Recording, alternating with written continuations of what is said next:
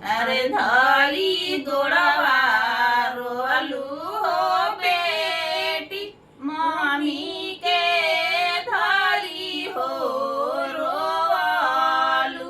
अरे धली गोड़वा लगलू हो बेटी मम्मी के धली हो रोलू।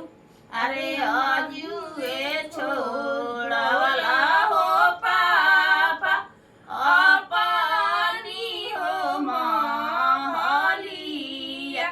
अरे अजुए छोड़वला हो पापा अपनी हो महलिया। अरे किया हमार हनी हो पापा चोरानी से हो चटनी।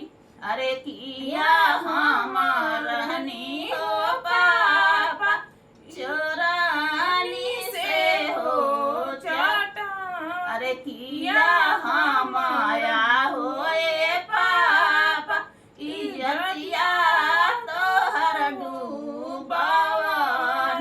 अरे किया हमाया हो पापा इजतिया तोहर डूबवानी।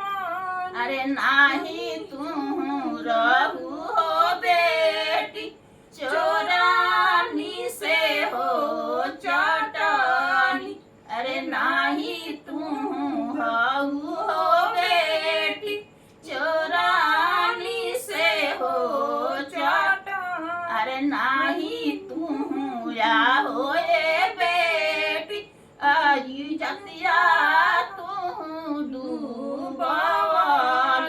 अरे नाही तू या हो बेटी इजतिया तू डूबवानी। अरे दुनिया के